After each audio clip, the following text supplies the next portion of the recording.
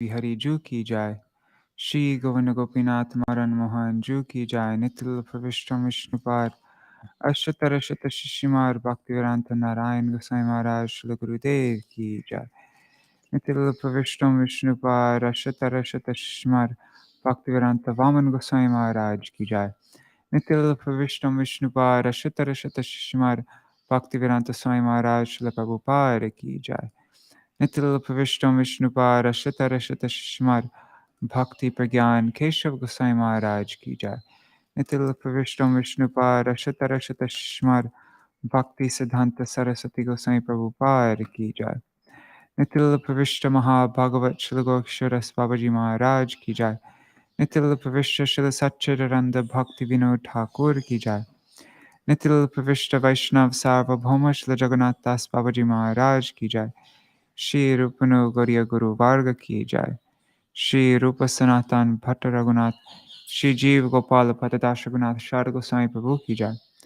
श्री स्वरूप दामोदर राय रामानंदारी श्री गौर पार्षद वृंद की जाय। नाम चैश्ल हरिदास ठाकुर की जाय। प्रेम से कहो श्री कृष्ण चैतन्य प्रभु नित्यानंद श्री अद्वैत गदाधर शिवासरी गौर भक्त वृंद की जाय। श्री क्षेत्र मंडल गौर मंडल ब्रज मंडल मथुरा वृंदावन धाम की जाय। सर्व अभिष्ट प्रदाथ गिरिराज महाराज की जाय। श्री राधा कुंड श्याम कुंड की जाय। श्री यमुना देवी गंगा देवी की जाय। श्री तुलसी महारानी वृंद देवी की जाय। श्री भक्ति देवी की जाय। श्री पूर्णमासी योग माया की जाय। श्री गोपेश्वर महादेव की जाय। श्री हरिनाम संकीर्तन की जाय। अनंत कोटि वैष्णव वृंद की जाय। समागत गौर भक्त वृंद की जाय।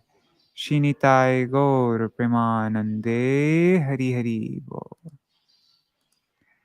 ओम ज्ञानतिमिरान्धस्य ज्ञानाञ्जनशलाकया चक्षुरुन्मिलितं येन तस्मै श्रीगुरुवे नमः। नमो विष्णुपदाय राधिकाय प्रियात्मने श्रीमद्भक्तिवेदान्त नारायणेति नामिने। नमो ॐ विष्णुपदाय कृष्णपृष्ठाय भूतले श्रीमते भक्तिवेदान्त स्वामिनिति नामिने। वंशकल्पतरुभ्यश्च कृपा सिन्धुभ्य एव च पतितानां पावनेभ्यो वैष्णवेभ्यो नमो नमः। नमो महावदन्याय कृष्णप्रेमप्रदायते कृष्णाय कृष्णचैतन्य नाम्ने गौरत्विषे नमः। गुरवे गौरचन्द्राय राधिकायै तदालये कृष्णाय कृष्णभक्ताय तद्भक्ताय नमो नमः। यं प्रव्रजन्तमनुपेतमपेतकृत्यं द्वैपायनो विरहकातर आजुहाव पुत्रेति तन्मयतया तरवोऽभिनेदुस्तं सर्वभूतहृदयं मुनिमानतोऽस्मि। नारायणं नमस्कृत्य नरं चैव नरोत्तमं देवीं सरस्वतीं व्यासं ततो जयमुदीरयेत्। शृण्वतां स्वकथा कृष्ण पुण्यश्रवणकीर्तन हृदन्तस्थो ह्यभद्राणि विधुनोति सुहृत्सतम्।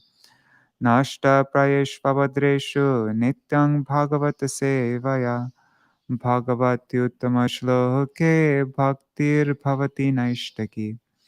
तवैवास्मि न जीवामि त्वया विना इति विज्ञाय राधे त्वां नायमां चरणान्तिकम्। भक्त्या विहीना अपराधलक्षय क्षिप्ताष्टकामादितरङ्गमध्ये कृपामयि त्वं शरणं प्रपन्ना वृन्दे नमस्ते चरणारविन्दम्। भज Shri Krishna Chaitanya Prabhu Nityananda, Shri Advaita Gadadhar Shivasari, Gaur Bhakta Vrinda, Hare Krishna, Hare Krishna, Krishna Krishna, Hare Hare, Hare Rama, Hare Rama, Rama Rama, Hare Hare.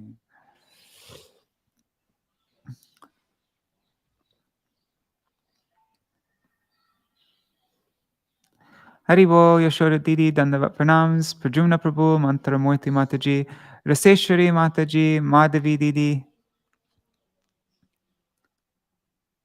Oh, Prajumna Prabhu, sorry, I've been under so much pressure lately with new books coming out, and so I haven't been able to check the WhatsApp messages you gave me carefully, but that's great. You're defending our Gaudiya Sampradaya from allegations of the Madhvacharya lineage. That's, wow. Oh, that's amazing what you're doing for Juna Prabhu. And Dandavat Pranams Indira Mataji. So,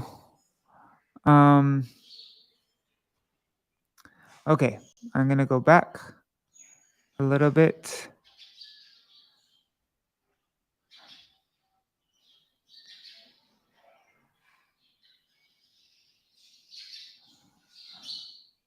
Okay. So after Krishna called all the Vrajramanis to him with his Venu Nad, the sound of his flute, then when seeing all those Vraj Sundaris in front of him, Bhagavan Shri Krishna, the crown jewel of expert speakers, bewildered them with his witty, charming words. Shri Krishna said, "Greetings, O supremely fortunate Gopis. Was your journey here trouble-free? What can I do for you? Is everyone all right in Vraj? Now, please tell me the reason for your coming here."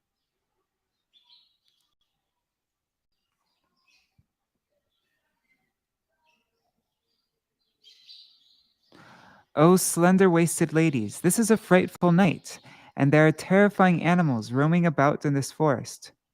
So all of you should immediately return to Vraj. It is not advisable for tender maidens to linger in the deep, dark forest, especially at night."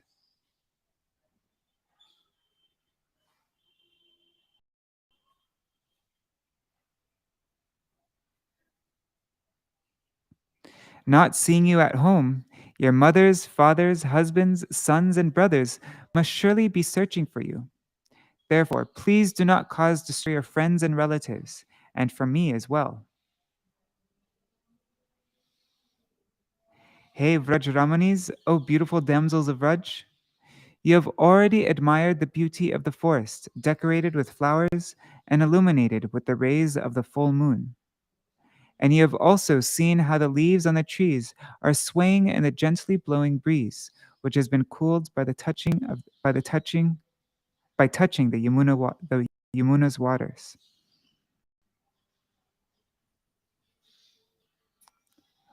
O chaste ladies, do not delay here another second.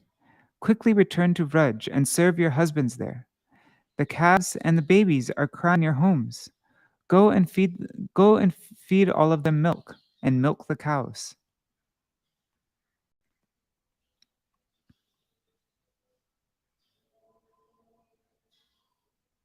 But perhaps you have come over here because you are controlled by inordinate love for me.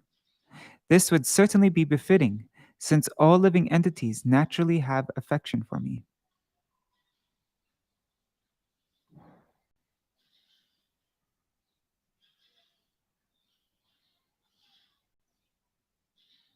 Okay, so now we come to this. That's where we read up to last time. Haribo Ganga Mataji and Gargarajji Dandavat Pranam.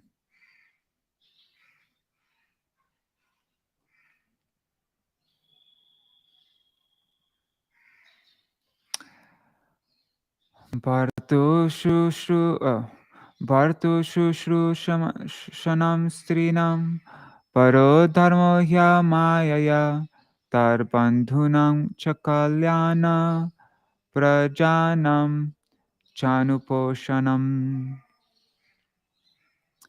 O noble ladies, a woman's topmost religious duty is to earnestly serve her husband, his parents, and relatives, and to nourish the children and servants.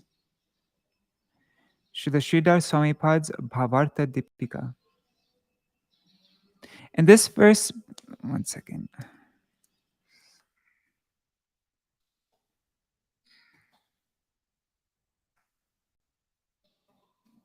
Sorry, I just need to make a note for myself, otherwise I'll forget. Okay, Śrīdhara Swamipad's Bhavarta Dipika. In this verse, starting with Partu and the next two verses, Śrī Kṛṣṇa is asking the gopis to return by instilling in them fear of transgressing religious codes, either knowingly or unknowingly. Srila Jīva Gosvāmīpad's Vaishnava-toshani. Meaning showing indifference. Śrī Kṛṣṇa anticipates some opposition from the gopis. If we really have some affection for you, then it is proper for us to serve you. With these three verses beginning with Bhartu, he is instructing them on the regulations of religiosity by instilling fear in them. Comparatively speaking, the topmost of all a woman's obligations is to serve her husband. That is, her highest duty is to serve her husband and not a paramour like me. The gopis might answer, we are already doing that according to our capacity. Śrī Kṛṣṇa replies with amayaya, without duplicity.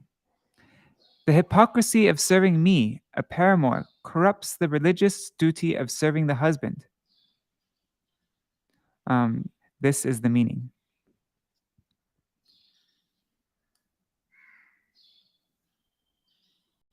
Oops, one second. Okay. By addressing the gopis as Kalyana, O noble ladies, Krishna is instructing them. It is proper for you to serve your husbands sincerely. By this kind of deceptive double talk, Śrī Kṛṣṇa is outwardly encouraging them to serve their husbands and other family members. But actually, he is making fun of them because serving the husband is not really the topmost religious duty. Dharmaraj himself has said in Srimad Bhagavatam 6.3.22, the supreme religious principle for all living beings in this world is to perform the limbs of bhakti yoga, beginning with chanting the holy names of the Lord. Nothing is better than this. Explanation according to humble entreaty. Your arrival here, due to your very intense love for me, is proper. And not only that, it is also in accordance with religious principles. This is explained in this verse starting with Partu. The real husband is that person whom noble ladies accept sincerely, amayaya, with a pure heart, and their topmost duty is to serve him. But when their fathers and other relatives force them to get married, it is not their duty to serve those husbands. In other words, when the relatives give away the hand of a girl by force to someone, she may accept him externally as her husband, but her relationship with him is based on formal appearances, being devoid of an internal loving connection. We see the evidence for this in Sri Mahabharata. The extremely religious Sri Bhishma Dev rejected Amba Devi because in her heart she had chosen Shalva as her husband. He was her real husband. Nobody else could take that position. In the same way, none of you have this is Krishna speaking. I didn't even realize. Oh, it didn't have double quotation marks. That's why I got confused. Okay. Sorry. He was her real husband. Nobody else could take that position. In the same way, none of you have chosen your own husbands, so they are your illusory husbands. You have accepted me by the emotions in your hearts. I am your true husband, so your topmost duty is to serve me. You have been in love with me from your childhood, and I also love you all. I also love you all in the same way. Your hearts are the witness of this. This is the true meaning. Śrī Kṛṣṇa will establish this understanding later on. Śrīla Viśvanātha Cakravartī Ṭhākura's rtha Darshini.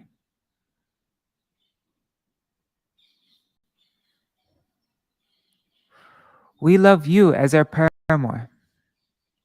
Anticipating such a reply from the Gopīs, Śrī Kṛṣṇa says, this may be the case, but you should turn to Vraj. The Gopīs answer, you know that we have overwhelming love for you, so why are you telling us again and again to go back to Vraj? Can those who are the abode of love ever abandon the object of their love? Śrī Kṛṣṇa replies, what you say is correct, but we still have to reconcile the explanation of a love-filled woman with the scriptural injunctions. Listen to this. The conclusion of all scriptures is that a woman's topmost obligation is to serve her husband. This being the case, you should engage in the service of your spouses with one pointed focus and without any duplicity. And you should also serve your fathers-in-law and other relatives as is appropriate.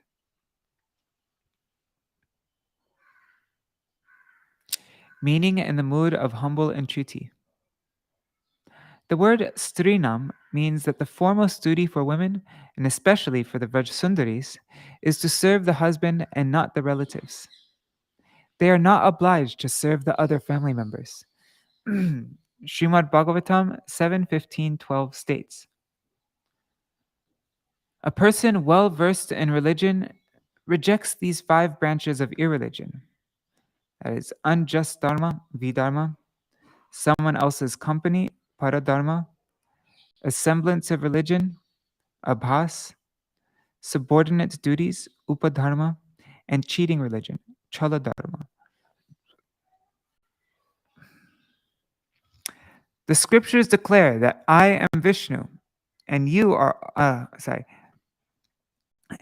well known as Vaishnavis. So to serve me is your natural dharma. All else is paradharma, the obligations of others. Performing paradharma does not bring anyone auspiciousness. Sri Bhagavan said, one gives up varnashram dharma and all other such duties to worship me is one who gives up varnashram dharma and all other duties to worship me is the best. That's Srimad Bhagavatam 11:11-32. According to this scriptural injunction, your real duty is to reject all other obligations and serve me exclusively.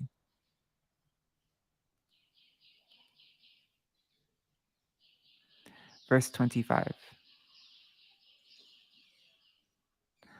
Dushilo durbhago vridho jadoro gyadhano piva pati stribir nahatavyo lokepsubhir apataki.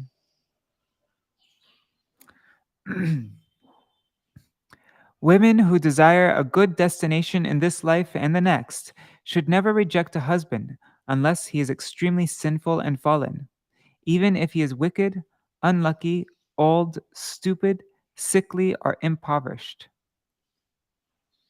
Śrīla Jīva Gosvāmī Pad Vaishnav Toshani.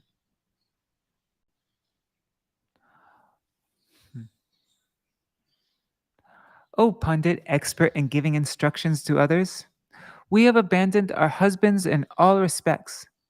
So what is the point in accepting instructions concerning their service? Anticipating such an answer from the Gopīs, Śrī Kṛṣṇa spoke this verse starting with Dushilaha. The husband may be full of defects, wicked, thieving, unlucky, useless, old, incapable of working, suffering from terrible disease, extremely poor, or incapable of even filling his own belly. Still, he should not be rejected. The original verse states, adhano api, even though poor. Here, api means even though. So here, api, even though, is related with every word of the verse. A husband should not be abandoned, even though he may be wicked and unfortunate. Considering this, how can you reject your husbands who are Vrajvasis and are endowed with all good qualities? Lokep Subi. The duty of those ladies who want a good destination in this world and the next is to serve their husbands. Otherwise, they have to suffer in both worlds. One is allowed to reject the husband only if he is fallen. But in this verse, the adjective apataki, not fallen, is used. Here, patak means one who performs sinful activities. One who is not sinful is called apataki, according to the Smriti Shastra, which instructs, serve your sinless husband.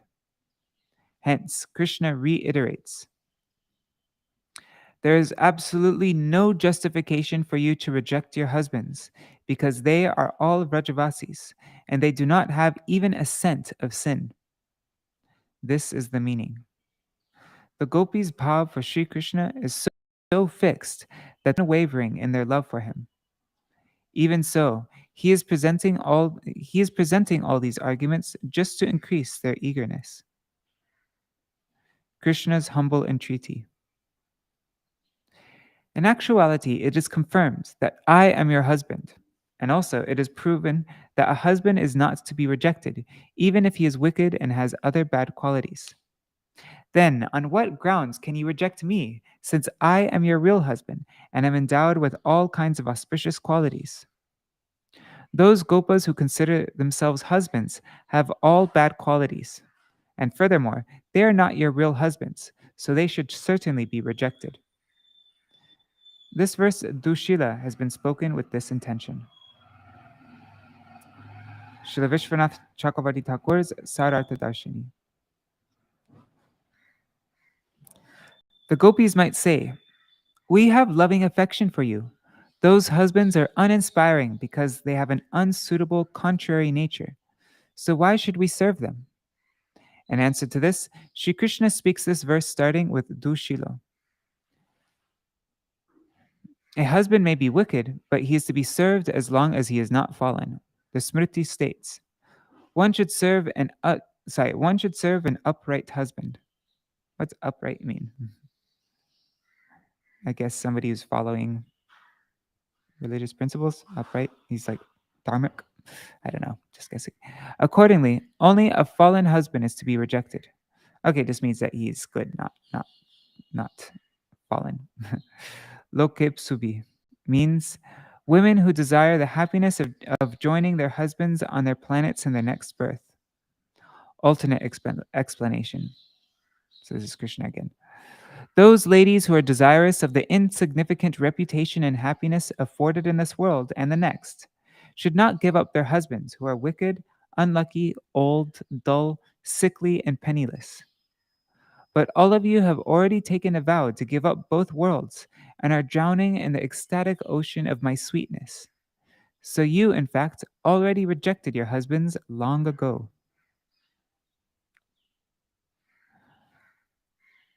Verse 26. Hari bol Suryavi Didi.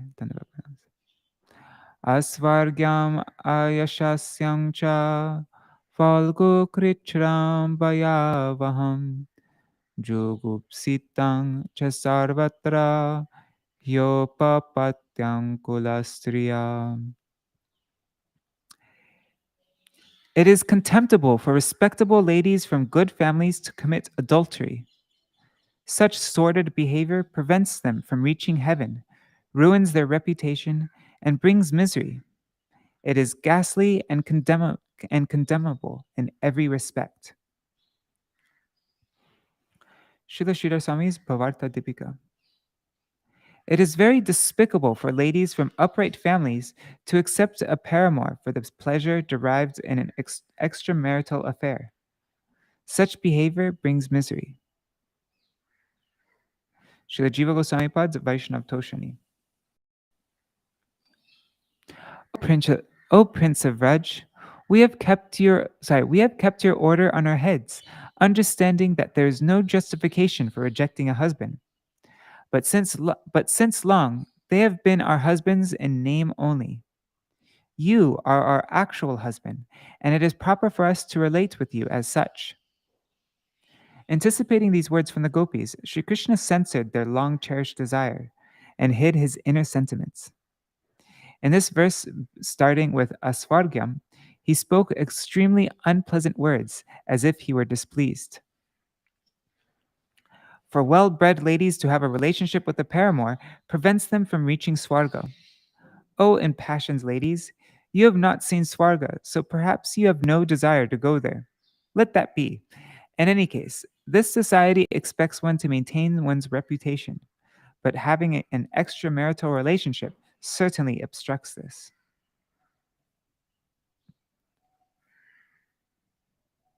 The word ayashasyam,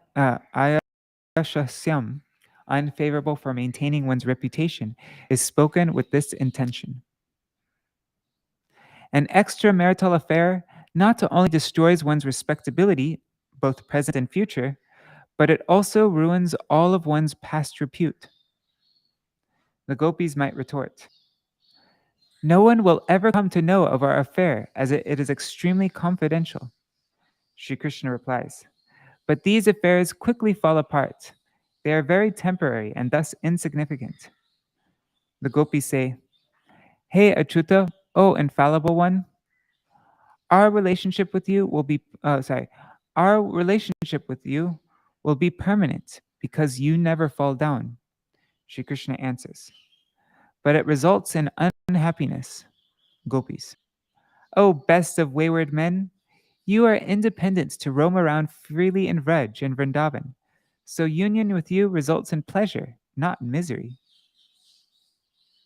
Sri Krishna, even so, paramour love is terrible. It causes one to live in constant terror of the husband in this world and of hell and of hell in the next world. The Gopis might say, "O beloved, your lips are nectarian, but they deserve to be worshipped with nectar. We have neglected all others just for you. We are not afraid of anyone." Sri Krishna replies, that may be so. Nonetheless, this kind of relationship is certainly scandalous, and it is condemned universally, both at home and abroad. Furthermore, it dooms one in society and checks one's spiritual advancement. O best of philosophers, to achieve one's desired goal, one can tolerate this kind of blasphemy without difficulty. Sri Krishna replies with Kula Striya, meaning a woman from a respectable family. The singular form is used here to denote the whole female race. The whole female race is disgraced if one of its women is involved in an extramarital relationship. Such activity is thoroughly improper and should be what's this word? Repudiated. Repudiated. Sorry, guys. And it should be repudiated in every respect. In essence, just as before, Krishna was saying this just to increase the gopis' eagerness. Just looking at this word, repudiated, means refuse to accept, reject. Repudiate. Okay.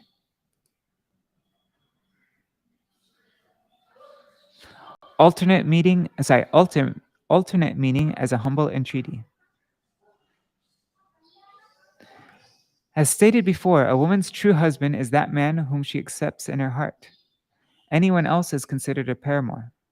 A man accepted in marriage according to religious rites is a husband, and anyone else is a paramour. Sri Krishna jokingly stated the opposite meaning of the scriptural evidence. So a husband who is living with his wife is upapati, a paramour, because upa means near, and pati means husband. And this mood is opapatya. One who has this kind of upapati bhav living with the legal husband who is actually not the real husband is always full of faults and is barred from reaching heaven. It is irreligion to serve such a husband, so you should serve me. This meaning is to be understood. That's so just yeah. Usually, upapati means paramour, but Krishna gives another meaning because upa means near. So he's this upapati has a double meaning.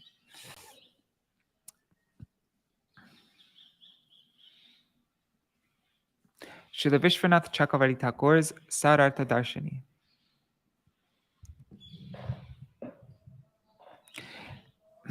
It is natural. Oh, wait, let me see. Okay. It is natural that all of you have a general type of fondness for me, but a special affection mixed with lust is against religious principles, and it should be rejected in every respect. This verse, starting with asvargyam, has been spoken with this intention. For respectable women from good families, the pleasure derived from a paramour is despicable and illusory. It prevents one from reaching heaven, and it harms one's reputation. The Gopīs may say, "Let this pleasure be very low class and illusory, but the delight it affords is the best of all." Obstructions created by the husband are extremely painful, but according to Rasa-shastra, this situation is topmost. This is corroborated by the poet Rudra, as quoted in Ujjvala Nilamani. One second. Okay, so this is quoted in Ujjvala Nilamani. A lady's contrary mood, vamata, the rarity of meeting, durlabhata, and her many rebuffs, nivaranata, are Cupid's extraordinary weapons, forcing the lover to come under her control. When pranay condenses and reaches its climax, then anurag, a very deep attachment, arises in the heart, and due to its influence, pain in the heart is experienced as joy. For example, the prospect of meeting with one's paramour makes that makes intolerable suffering feel like pleasure. The scriptures on societal injunctions strictly forbid extramarital relations, warning that such unacceptable behavior brings one fear in this life and the next. Nevertheless, Sri Vishnugupta Samhita declares, a doe-eyed heroine, while encountering obstructions and meeting with her lover, and only occasionally getting the chance to meet with him, feels great excitement in her heart from her love affair.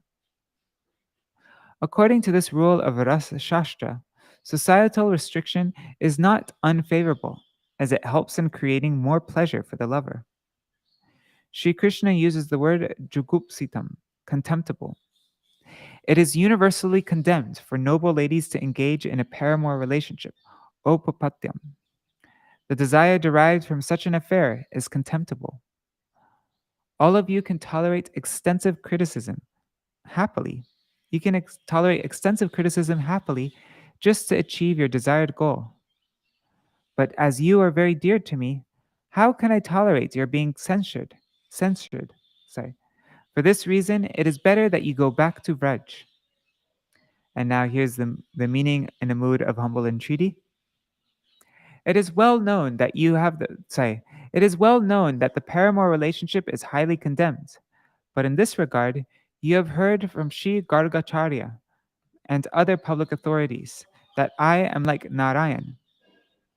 In that case, if I am indeed like Narayan, then it is not reprehensible for me to be your paramour. Rather, our affair is to be praised because as Parameshwar, I am beyond all kinds of auspicious and inauspicious actions.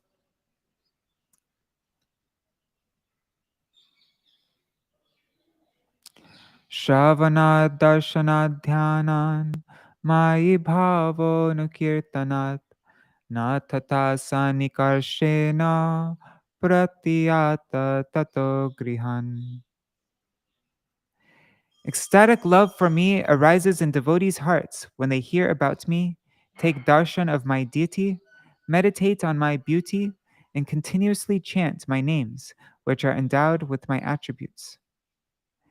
Being in my physical presence does not yield the same result, so you should return back to your homes.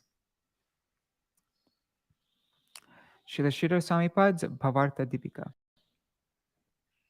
Śrī Kṛṣṇa continues his argument with Shravanat, meaning love for me arises by hearing about my glories. Srila Jīva Gosvāmipad's Vaishnav Toshani, meaning in a mood of indifference. These gopis will not go back even after several attempts to persuade them. Suspecting this, Śrī Kṛṣṇa displayed indifference in this verse beginning with Shravanat, which points out the shortcomings in their passion for him. Receiving my direct association does not arouse the mood that manifests by hearing my glories. The anxiety produced in the state of separation causes the sentiments to escalate very quickly, but in union, the mood loses its intensity, and this longing slackens. The Vraj Sundari's mood was at the topmost level, but by his crooked talk, Krishna rejected it as being inadequate, pointing out flaws in their love. In Purvarag, hearing usually comes first, followed by directly seeing the hero. But since they are unable to meet, constant flashes of the hero manifest in the heroine's heart. This explanation delineates the process of the awakening of bhav by the means of hearing and chanting. Actually, Śrī Kṛṣṇa spoke in this tricky manner to enhance the eagerness and the prema of the tender-hearted Vraj Devis, who, in a mood of compliance, were ever absorbed in their deep love for him. Meaning in a spirit of humble entreaty. Before marrying our cowherd husbands, this is Gopi speaking. Before marrying our cowherd husbands, we accepted you as our true husband out of our loving attraction and faithfulness to you. Even though we did not live with you. Now we are married to the Gopas, but we feel no loyalty to them and have accepted this relationship only due to being bound by the knot of marriage. How then is it possible for us to feel affection for them? Anticipating this mood, Śrī Kṛṣṇa spoke this verse beginning with Shravanat. The bhav that arises when one hears narrations about me that are imbued with special ras is more intense than the bhav that grows in my direct presence. The conclusion here is this. It is well known that loving couples get tied up in affection for each other by living together. Such emotional bonds do not develop just by hearing. The gopis, however, did not experience feelings of intimacy. Feelings of intimacy for their so-called husbands, even though they lived together. In this context, it is said, "Na tatha sannikarshana patiyata tato grihan." If the word "na" is inserted in pratiyata in this half of the verse, the sentence becomes tasmat grihan prati nayata, which means, don't go home and leave me alone here. The phrase pratiyata tato grihan can be broken into tato plus agrihan. When is combined with yata, it becomes ayata. Don't go back home. When the word prati is prefixed with the root word, it reverses the meaning. For example, in the word pratipaksha, paksha means party, and prati signifies opposite party. In this verse also, prati can be used to reverse the meaning, which then becomes a prohibition, forbidding the gopis to go back home. Thus, both types of meanings, indifference and humble entreaty, generated newer and newer flavors of emotions in the Vraj Devi's loving exchanges with Krishna. Their affectionate exchanges with him influenced them in both ways. But his mood of apparent indifference affected their love-filled hearts more. In some Vraj Devis, the true meaning manifested in their hearts, and newer emotions arose in some other Vraj maidens. due to their hearts being churned by their anurag. Śrīla Viśvanātha Cakravartī Ṭhakur's Sarartha Darshini. Meaning in a mood of indifference. The gopis might object. "O Śrī Kṛṣṇa, we have not come here for your direct association, so why do you presume such a possibility? Still, Gargacharya has declared that you are like Narayan, and we accept his statement. Thus, we have come here with a desire to perform bhakti at your lotus feet. You should therefore keep us with you tonight, and mercifully fulfill our heart's desire by affording us worshipful service to your lotus feet." Expecting this kind of statement from the gopis, Śrī Kṛṣṇa spoke this verse starting with Shravanat. "Love for me is achieved by hearing about me, seeing and remembering me, and singing my glories. One does not get this prem by directly associating with me. My pure devotees do not desire the four kinds of liberation, such as samipya and salokya. Rather, they pray for bhakti by performing shravan, kirtan, etc. All of you are Vaishnavis, so you are certainly aware of this well-known fundamental truth." Meaning in a spirit of humble entreaty. Intense amorous emotions for me are stimulated by close association with me. Shravan and Kirtan do not generate the same result. Therefore, none of you should go back to Vraj.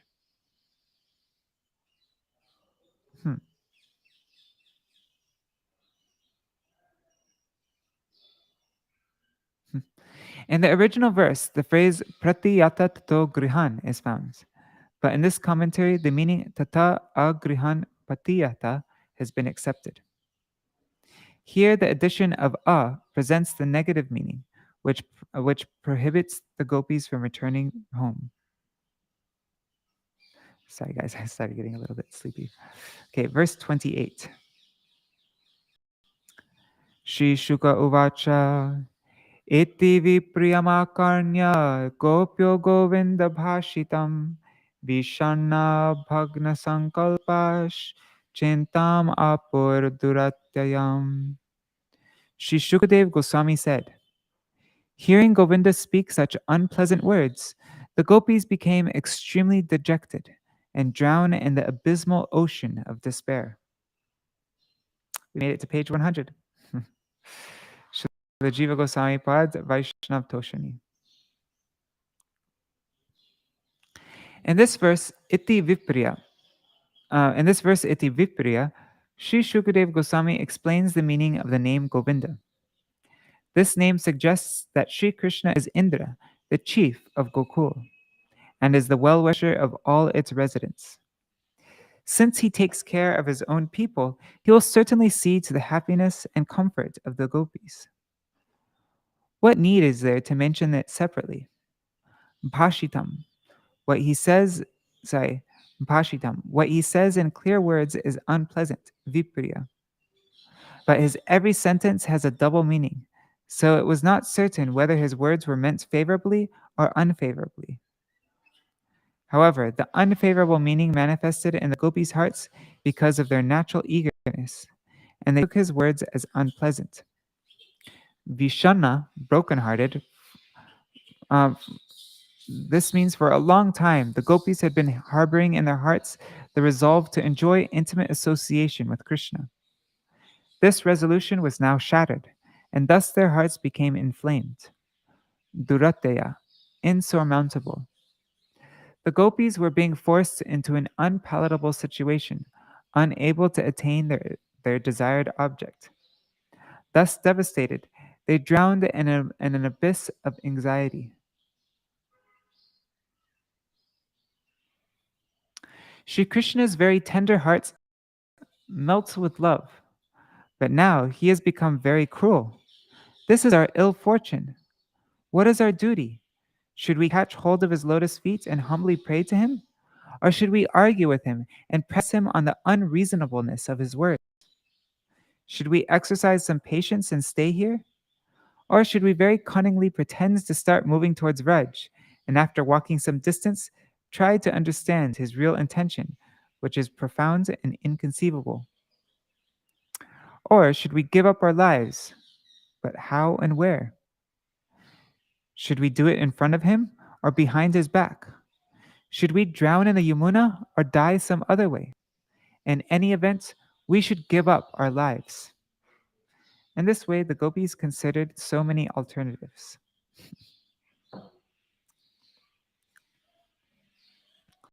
Srila Viśvanātha Cakravartī Thakur's Sarartha Darshini.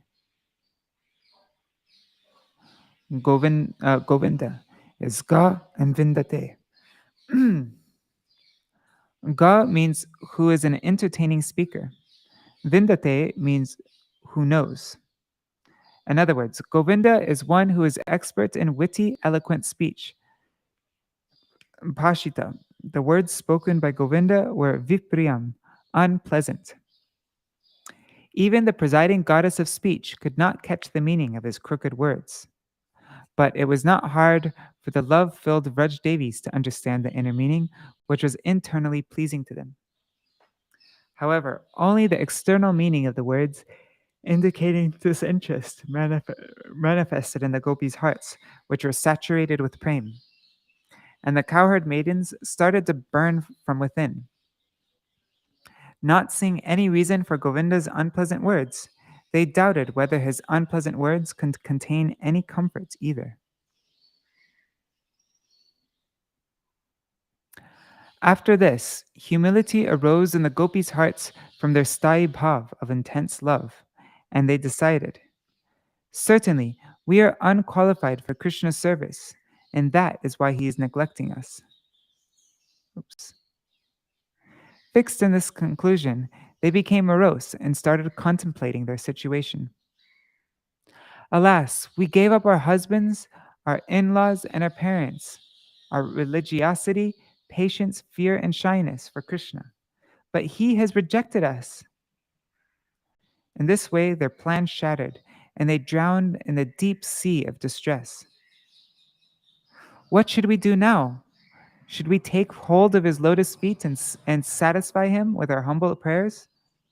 Or should we exercise self-control and slyly make a show of returning to Vraj while we try to understand his hidden intention? Or should we just give up our lives, either in his presence or by drowning far away in the Yamuna, or by any other means? Alas, alas, what a predicament we are facing. How will we be able to see his sweet lotus face if we give up our lives? And if we do not do so, how can we still manage to be near him? In this way, the gopis were tortured, being beaten by millions and millions of waves of anxiety. Or how can we follow Śrī Kṛṣṇa's order and convince ourselves to eat that which we have already vomited? Service to our husbands and relatives. Whoa. What should we do? Where should we go? That's really strong. Filled with such worries, the gopis were at a complete loss and remained standing in the same spot like dead sticks. It is said that Śrī Kṛṣṇa is like a dark cloud, and the sound of his flute is like the rumbling of thunder that invites the Chataki bird like gopis to approach this cloud and drink its nectar. However, instead of showering the rain of nectarian pastimes, this cloud was pouring out poisonous words of neglect, which the gopis quickly drank in astonishment, since nobody in this world can give up their own nature. All right, so we're ending with this verse here, this verse 29.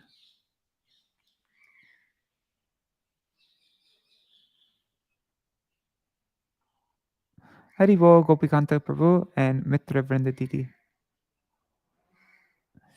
Okay. Kritva mukanya shucha sangsanena shusyad Bimbadarani charanena bhuva likantya asrar upattamasibi kucha kumkumani tastur mrijante Vidya Urudu Kabarasmatushnim. Overwhelmed by excessive grief, the gopis held their the gopis held their heads down and breathed heavily, exhaling hot air that dried up their reddish bimba fruit lips. They scratched the ground with their toenails. Their tears mixed with their cudgel and washed away the kumkum from their breasts. Their hearts were so burdened with sorrow that they simply stood there without saying a word. Śrīla Swāmīpad's Bhavartha Dipika. In this verse beginning with Kritva, Sri Shukadev describes the condition of the distressed gopis. Out of excessive grief, they were breathing heavily and exhaling hot air that dried up their reddish bimba fruit lips. Hanging their heads down, they started scratching the ground with their left toes, while the kumkum on their breasts was washed away in the flow of their tears mixed with kajal. Due to their severe suffering, they fell silent and remained standing there.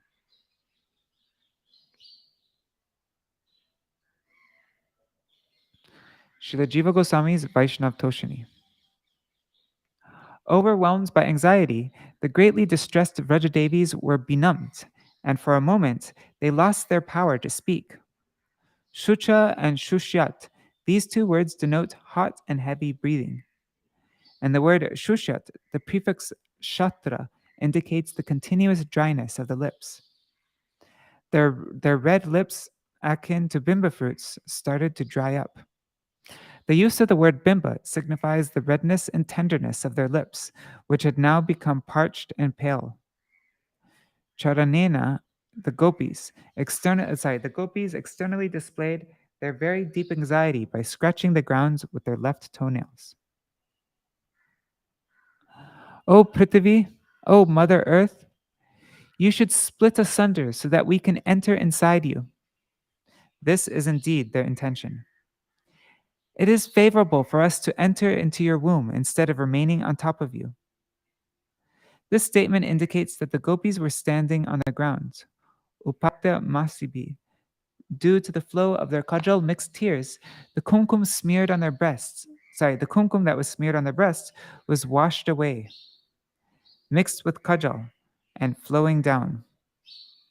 These two descriptive phrases are used in the plural form to indicate a mighty stream of tears. The gopis are in this condition due to the severe and deep sorrow in their hearts. Torment, pain, and many other afflictions which have not been named are also included. This caused two sattvic bhavs to manifest, becoming pale by varnya and becoming stupefied, stamba. This is the meaning. In this verse, sma means famous. It is a well-accepted fact that even Śrī Kṛṣṇa's joking words can make the gopis feel sad. Or sma can also mean astonishment. Aho, do not be astonished to see how glorious the gopis' prem is. Even an ordinary joking word from Krishna can cause them to drown in an undescribable state of grief. Śrī Kṛṣṇa had challenged the gopis with prohibited words. But in verse 31, the gopis display their indifference and answer him in such a way that neither injures nor breaks their prem. The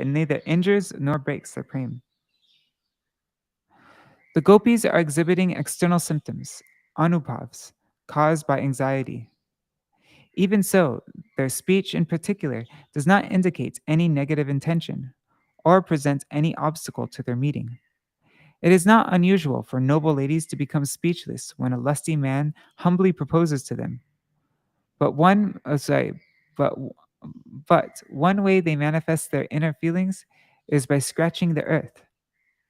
Krishna's rude behavior obstructed their natural flow of ras, but the nature of ras is such that in the face of obstruction, it expresses itself through anubhavs, such as their tears, which reveal their true sentiments. They may utter some prohibitory words, but at the same time, tears will flow or some other anubhavs will manifest. Unless we accept this special explanation, their behavior appears contrary to the rasa.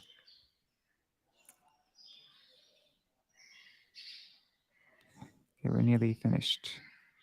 Śrīla Viśvanātha Cakravartī Ṭhakur's Sarartha Darshini. In this verse, Śrī Shukadeva Gosvāmī explains, one second. In this verse, Śrī Shukadeva Gosvāmī explains how the gopis experienced their desperation. The gopis became silent and held their heads down, indicating shyness, lajja. Alas, we gave up our deep-rooted bashfulness for the sake of prem, but this has become the cause of our embarrassment. We are extremely shy ladies coming from respectable families, but our love for Krishna impelled us to forfeit our modesty. The connoisseurs of prem ras indicate this prem extensively and never condemn it. The symptom of prem is that it can control its object, Parameshvar, the Supreme Person. We do not control Śrī Kṛṣṇa, the object of our love, so certainly our prem is not genuine. Thus, it was to no avail for us to give up our shyness. Indeed, it was a waste.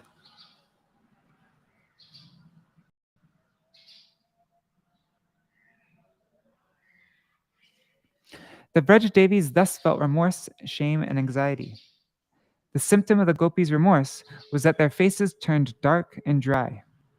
Just as the heat of the sun dehydrates bimbo fruits, so the air that the gopis exhaled as they breathed deeply in the flurry of their lamentation was hot like the blazing sun, and their very tender bimbo fruit lips became dry and dark. Next, the reason for the gopi shyness and worry is explained. The reason is explained. Holding their heads down out of shyness and anxiety, the gopis started scratching the earth with their left big toes, by which they meant to say, "O Mother Earth, break open and we will enter inside you." Now their grief is described. The stream of the gopis' kajal mixed tears washed away the kumkum smeared on their breast and left 2 black lines there. It seems that the sharp blade of the torment of separation severed their bodies in half, making use of the black thread of their dark tears as the cutting line. This assumption is implied. The use of asrar, tears, shouldn't it be ashrat? Anyways, ashrar, tears in the plural and present tense of mrijanta, washing away, indicates the abundant flow of tears soaks their inner garments and washed away the kumkum on their breasts. In other words, the 2 currents of the Yamuna were flowing from their eyes, while the fire of their torment in their hearts. These two were battling with each other, one attempting to extinguish the fire and the other trying to evaporate the water. That is, desiring to extinguish the conflagration of the agony in their hearts, the Yamuna took shelter of the gopis' eyes and was flowing in 2 currents that cut their bodies in half. In this conflict, it is not seen if either party was defeated or victorious. The gopis were stunned and, unable to tolerate such extreme misery, they stood still like statues drowning in intense sorrow. Okay, that's our reading for today. And it's 8:30. So we'll end here. Hare Krishna, Krishna Krishna, Hare Hare, Hare Rama, Rama Rama, Hare Hare, Hare Krishna, Krishna Krishna, Hare Hare, Hare Rama, Hare Rama, Rama Rama, Hare Hare. Nitai Gaur Hari Bol, Hari Bol, Hari Bol. Nitai Gaur Hari Bol, Nitai Gaur Hari Bol, Hari Bol. Haribo Nitai Gaur Haribo. Jai Shishi Guru Gauranga Gandhar Vikagiri Dhari Shishi Radha Vinod Bihari Ju Ki Jai. Shri Govinda Gopinath Maran Mohan Ju Ki Jai. Nitya Lila Pravishtam Vishnupad Ashata Rashata Shishimar Bhakti Vedanta Narayan Gosai Maharaj Shila Gurudev Ki Jai. Nitya Lila Pravishtam Vishnupad Ashata Rashata Shishimar Bhakti Vedanta Vaman Gosai Maharaj Ki Jai. Nitya Lila Pravishtam Vishnupad Ashata Rashata Shishimar Bhakti Vedanta Swami Maharaj Shila Prabhupada Ki Jai.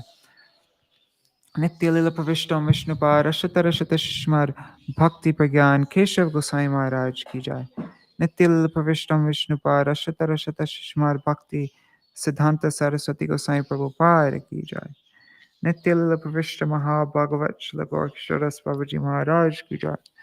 Nitya Lila Pravishta Shila Satchid Ananda Bhakti Vinod Ṭhākura Ki Jai. Nitya Lila Pravishta Vaishnav Sarvabhauma Shila Jagannath Das Babaji Maharaj Ki Jai.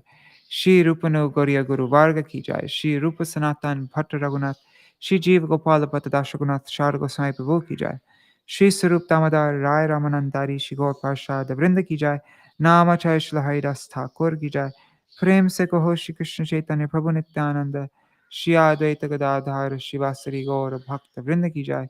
Shri Kshetra Mandal Gauda Mandal Vraja Mandal Mathura Vrindavan Dham Ki Jai. Sarva Abhishta Bharata Giriraj Maharaj Ki Jai. Shri Radha Kund Shama Kund Ki Jai. Shri Yamuna Devi Ganga Devi Ki Jai. Shri Tulsi Maharani Vrinda Devi Ki Jai. Shri Bhakti Devi Ki Jai. Shri Purnamasi Yogamaya Ki Jai. Shri Gopeshwar Mahadev Ki Jai. Shri Harinam Sankirtan Ki Jai. Ananta Koti Vaishnav Vrinda Ki Jai. Grantaraj Srimad Bhagavatam Ki Jai. Sarva Vraja Devi Gan Ki Jai. Shri Raseshwari Vrishabhanu Nandini Shrimati Radha Thakurani Ki Jai. Shri Harinam Sankirtan Ki Jai. Ananta Koti Vaishnav Vrinda Ki Jai. Samagata Gaur Bhakta Vrinda Ki Jai. Shri Nitai Gaur Primanande Hari Hari Vo. Vrindai Tulsi Devai Priyai Keshavashacha. Krishna Bhakti Pradadevi Sattvatai Namo Namaha. Vancha Kalpatarubhyascha. Kripa Sindhu Vacha. Sorry, Patitanam Pavanebhyo Vaishnavebhyo Namo Namaha. Dandavat pranams, everybody. Sorry, I was a bit sleepy this reading. I slept only a few hours last night, so I'm a bit tired. But tomorrow we are not going to have Srimad Bhagavatam reading because we have our Rupa Shiksha class. So yeah, we'll see each other the day after tomorrow. Something I might do though in the meantime is read Vrindaranya's articles. I can read that, yeah, because they're a lot shorter. And I'll pre-record it and then make that go live. Yeah, that's what I'm planning on doing. All right, so I still come on live tomorrow, but I won't. It'll be my pre-recorded video will go live tomorrow morning. That's my plan, at least. So, all right, Dandavat pranams, everybody. Hari Bol Mitra Vrinda Didi and everybody else. See you all tomorrow in my pre-recorded video.